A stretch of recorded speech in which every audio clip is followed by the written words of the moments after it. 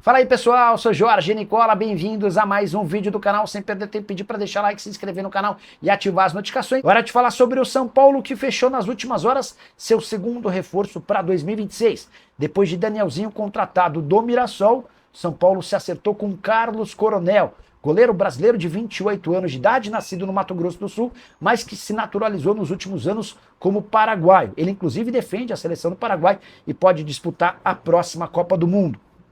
Jogador que era titular absoluto do New York Red Bulls. O contrato dele com o time americano se encerrava agora em 31 de dezembro. Ele tinha um acordo fechado com o Orlando City, mas depois de ser sugerido ao São Paulo e agradado, São Paulo entrou na parada e o Carlos Coronel abriu mão do acordo com o Orlando City, onde seria titular, para jogar no São Paulo, mesmo correndo enorme risco de, num primeiro momento, ser reserva. O titular, todo mundo sabe, é o Rafael, jogador mais veterano, que tem pelo menos mais 1 ou 2 anos. Carlos Coronel está indo para o São Paulo apostando a médio e longo prazo na oportunidade de se tornar titular de um dos principais times do país. Só para completar, registrar também que o São Paulo tinha negociações avançadas para vender o Eric para o Curitiba, está vendendo o atleta para o Vitória.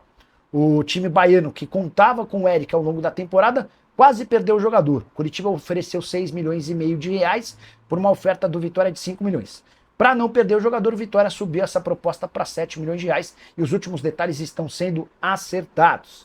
O tricolor que ainda busca, em caráter de emergência, um lateral direito, um zagueiro e um camisa 10. Não dá para descartar também a negociação com Marlon Freitas do Botafogo. Quero te atualizar agora sobre mais uma confusão envolvendo São Paulo e seus dirigentes.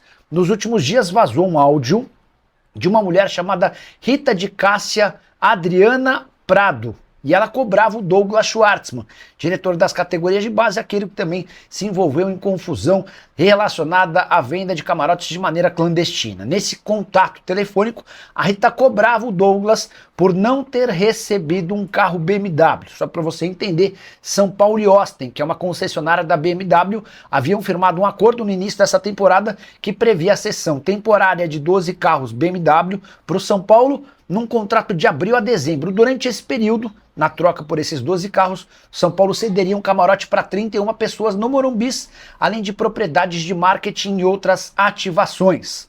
Dos 12 carros blindados, 5 blindados, e coube ao Júlio Casares, o presidente do São Paulo, escolher quem ficaria com esses carros. 4 ficaram para a presidência, 2 para o social, 1 para o financeiro, outros 3 para o departamento de futebol e mais 2 para a área administrativa. Nesse contato, a Rita cobrava do Douglas Schwartzman que ela recebesse um carro. E o Douglas dizia que não tinha por que ela receber esse carro, até porque ela foi apenas uma intermediária da negociação. Vamos ver se esse assunto também vira alvo de investigação da polícia. Já contei para vocês que o Thiago Corrêa, o mesmo delegado que conseguiu indiciar o presidente do Corinthians, Augusto Melo, por furto qualificado, formação de quadrilha, entre outras coisas, está investigando o sumiço de mais de 10 milhões de reais do São Paulo, com saques periódicos, todos relacionados à contratação de atletas. Quero falar agora sobre o São Paulo, que voltou a debater a contratação de Gaston Ávila. Dá para dizer que há otimismo pelos lados do Morumbi em relação à chegada do zagueiro argentino de 24 anos de idade que pertence ao Ajax. O Ávila esteve emprestado à Fortaleza ao longo da temporada. Com o rebaixamento do time, o Lion descartou a possibilidade de comprá-lo, operação de compra de 6 milhões de euros. São Paulo havia feito ao Ajax a seguinte proposta: empréstimo gratuito, com metade do salário sendo pagos pelo time holandês. Só que o Royal Antwerp, da Bélgica, e um time da Major League Soccer também entraram na parada. Até por isso, São Paulo precisou melhorar as condições desse empréstimo. A última proposta feita pelo tricolor agradou ao Ajax. Como o Gaston Ávila já havia dito sim para o São Paulo, existe a expectativa de que nas próximas horas, talvez ainda nessa semana, o Ávila possa ser anunciado como o segundo reforço tricolor para 2026. O primeiro, você sabe, Danielzinho, volante de 31 anos de idade, que havia sido adquirido no fim do seu contrato com o time do Mirassol. Só para completar em relação ao São Paulo, contei para vocês ao longo dessa semana que Marlon Freitas interessa. Jogador que pertence ao Botafogo e pode ser envolvido numa troca. O grande problema é que o Pablo Maia, como eu também já havia contado, não se interessou pelas cifras oferecidas pelo Botafogo. Ou o Botafogo aumenta a sua oferta ou não haverá negócio. Hora de falar sobre o São Paulo, que terá dinheiro extra. O tricolor tem em mãos uma proposta de 6,5 milhões de reais pelo atacante Eric. Jogador que pertence ao São Paulo, esteve emprestado ao Vitória, time baiano fez oferta para aquisição do atleta, mas a melhor proposta na mão do São Paulo é do Curitiba. Coxa oferece 1 milhão de euros pelo atleta de 28 anos de idade, como o Vitória ofereceu menos e ainda deve 1 milhão de reais da multa por ter utilizado o Eric no confronto contra o São Paulo no finalzinho do Campeonato Brasileiro de 2025. Tudo leva a crer que o Eric vai ser reforço do Coxa. 6 milhões e meio de reais que certamente ajudam o São Paulo na busca por contratações. Já falei para vocês que o São Paulo tem até esse momento apenas o Danielzinho. Marlon Freitas é uma nova possibilidade, um zagueiro e um meio atacante são outras prioridades. O São Paulo também está de olho em laterais direitos. Só para arrematar, em relação ao Eric, temporada pelo Vitória de 38 jogos, 3 gols e 5 assistências, foi titular absoluto e peça importante na manutenção do Vitória na Série A do Brasileiro. Hora de falar sobre o Galo para contar que Gustavo Scarpa tem muitos interessados. Jogador que não parece fazer parte dos planos de Jorge Sampaoli, hoje está na mira do Fluminense, do Santos e do São Paulo. Houve quem garantisse que o Grêmio também tentou sua contratação, Tricolor Gaúcho já desmentiu a notícia. De qualquer forma, até pelo fato de o Scarpa não ser um cara com muito prestígio junto a Sampaoli, como mostraram as partidas decisivas da temporada em que o Scarpa foi reserva, o Galo busca interessados dispostos a fazer trocas.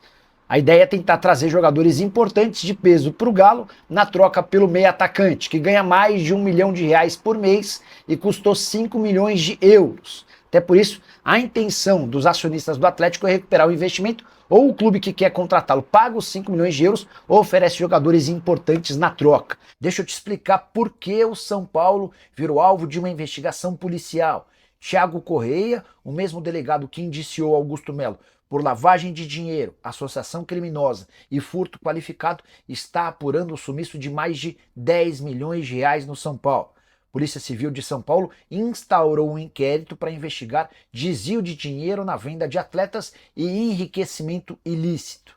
A polícia conseguiu constatar que há saques sistemáticos do São Paulo na era Júlio Casares. A ideia é entender quais os diretores e funcionários responsáveis por esses saques repetidos,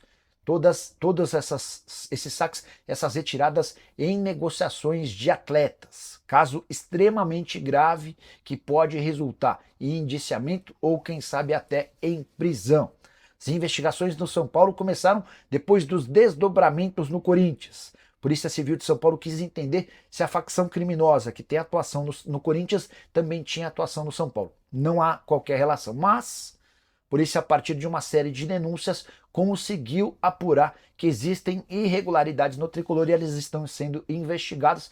Posso contar que essa investigação está em fase bem inicial no São Paulo, mas já que entrou de cabeça nessa história, a Polícia Civil, comandada pelo Thiago Correia, também vai investigar o esquema de venda clandestina de camarotes, denúncia que aconteceu nos últimos dias.